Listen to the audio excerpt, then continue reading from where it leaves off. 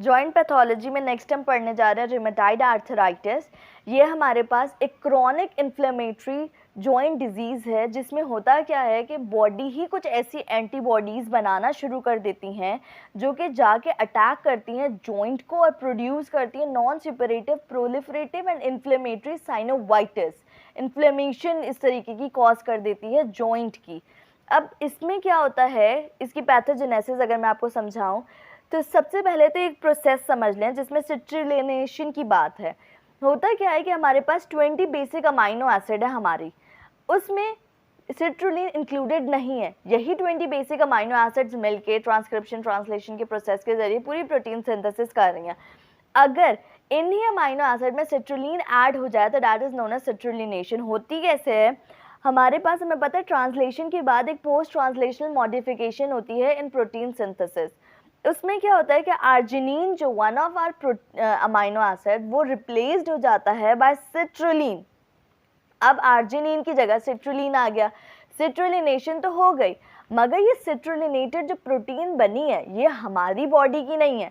तो उससे क्या होगा कि हमारा इम्यून सिस्टम जो होगा वह एक्टिवेट होगा और वह एंटीबॉडीज प्रोड्यूस करना शुरू करेगा ताकि एक ऑटो इम्यून रिएक्शन कर सके अगेंस्ट दिस सिट्रुलिनेटेड प्रोटीन जो कि हमारी बॉडी की प्रोटीन्स नहीं होती। अब ये समहाउ ये प्रोटीन्स जाके डिपॉजिट हो रही होती हैं इनटू द जॉइंट्स और इसकी वजह से जो इसका पूरा ऑटो इम्यून रिएक्शन होता है ना वो जाके अफेक्ट करता है किसको, जॉइंट को। होता क्या है कि जो जेनेटिक म्यूटेशन, इन दोनों जीन्स के नाम आपको अच्छे से याद होना चाहिए, HLA-DQ2 एलील एंड PTPN22। ये दो जीन्स जो होती है ना ये सिट्रुलिनेशन ऑफ द प्रोटीन्स के लिए होते हैं। कैसे कि अगर ये अलील हमारे पास म्यूटेट हो जाए तो ये हमारे पास सिट्रुलिनेटेड जीन्स प्रोटीन्स को प्रोड्यूस करवाएगा और उसकी वजह से CD4 T सेल्स एक्टिवेट हो जाएंगे।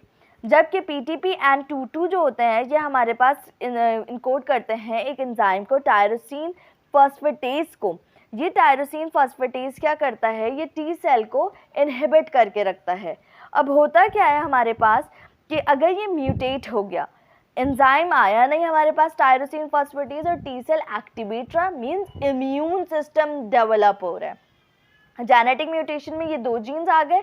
एनवायरमेंटल फैक्टर्स में कोई भी इन्फेक्शन वायरल या बैक्टीरियल या स्मोकिंग भी हमारे पास समहाउ सिट्रुलिनेटेड प्रोटीन की सिक्रीशन को बढ़ा सकती है। अब होता क्या है कि टी सेल्स जो होते हैं ये इन्हीं सिट्रुलिनेटेड प्रोटीन्स के अगेंस्ट एक ऑटो इम्यून रिस्पॉन्स जनरेट करते हैं। कैसे करते हैं, ये साइटोकाइंस को प्रोड्यूस करवाते हैं जो कि इन्फ्लेमेटरी सेल्स को एक्टिवेट कर रहे होते हैं। कौन कौन से साइटोकाइंस किस सेल को एक्टिवेट करते हैं, इंटरफेरॉन गामा जो होता है ये हमारे पास टी हेल्पर सेल 1 को एक्टिवेट करते हैं जो कि हमारे पास macrophages of the synovial cells, type A cells जो थे वो हमारे पास मैक्रोफेजेस होते हैं ना, उनको एक्टिवेट करते हैं। जबकि इंटरल्यूकिन 17 जो होते हैं ये टी हेल्पर सेल 17 को एक्टिवेट करते हैं जो कि न्यूट्रोफिल्स मोनोसाइट्स को रिक्रूट करवा रहे होते हैं। रैंक लाइगेंड जब एक्टिवेट होगा वो टी सेल से जब सिक्रीट होगा तो वो ऑस्टियोक्लास्टिक एक्टिविटी बढ़ाएगा, बोन रिजॉर्प्शन बढ़ाएगा। ट्यूमर नेक्रोसिस फैक्टर और इंटरल्यूकिन 1 ये मैक्रोफेज को स्टिमुलेट करेंगे जो कि साइनोवियल फ्लूइड में हमारे पास प्रेजेंट होंगे कि वो सिक्रीट करें किसको, प्रोटीएजेस को, और हाइलाइन कार्टिलेज को डिस्ट्रॉय करना शुरू करें। अब रूमेटाइड आर्थराइटिस की क्रॉनिसिटी जो होती है वो डिपेंड कर रही होती है कि कितनी एंटी सिट्रुलिनेटेड प्रोटीन एंटीबॉडीज प्रेजेंट है, कि टी सेल ने कितना ऑटो इम्यून रिएक्शन किया है उसके ऊपर। जबकि जो हमारे पास साइनोवियम होता है रूमेटाइड आर्थराइटिस के जॉइंट का, उसमें हमारे पास germinal centres with secondary follicles मिलते हैं that are riched with plasma cells. क्यों plasma cells? Plasma cells antibodies produce कर रही होती है और एंटीबॉडीज ही हमारे पास रिस्पॉन्सिबल हैं for this auto immune disorder. उसके बाद हमारे पास एक और जो मोस्ट इम्पॉर्टेंट बात है वो समझ लें आप लोग। होता क्या है कि ये जो एंटीबॉडीज बना रहा होता है ना प्लाज्मा सेल, ये होती है IgM या IgA।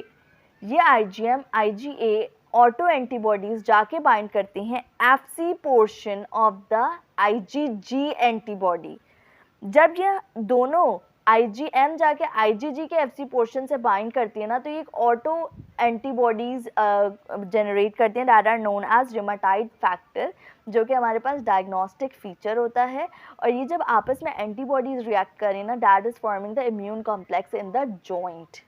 तो तो ये रिमेटाइड फैक्टर वाली बात कि IgM जाके FC portion of the IgG से बाइंड करिए, ये बहुत इंपॉर्टेंट है, rheumatoid factor in diagnosis of rheumatoid arthritis. अब बात करते हैं morphology of the rheumatoid arthritis की। तो ग्रॉसली में मिल रहा होता है कि जो हमारे पास साइनोवियम है वो हमारे पास एडिमेटस हो चुका है, थिकेंड हो चुका है, हाइपरप्लेजिया हो चुका है। अब वो इतना ज़्यादा एडिमेटस और थिक हो चुका है कि जो उसकी स्मूथ कॉन्टोर थी वो कन्वर्ट हो गई है into the bulbous villi. Picture से दिखाऊंगी और क्लियर होगा। हिस्टोलॉजिकल फीचर्स में क्या है कि हमारे पास साइनोवियल सेल्स हाइपरप्लेजिया हो रहा है, प्रोलिफरेशन हो रही है, क्योंकि मैक्रोफेजेस जो होंगे वो प्रोटीएज को सिक्रीट कर रहे थे जो डिग्रेडेशन के लिए।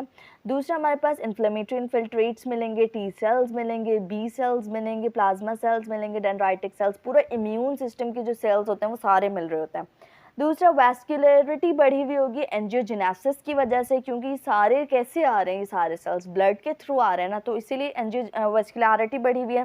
न्यूट्रोफिल्स एग्रीगेशन मिल रही होगी हमें, फिब्रिन्स डिपोजिशन मिल रही होगी जॉइंट सरफेसेस पे। इसके अलावा ऑस्टियोक्लास्टिक एक्टिविटी जो बढ़ी थी उसकी वजह से बोन रिजॉर्प्शन मिल रही होगी।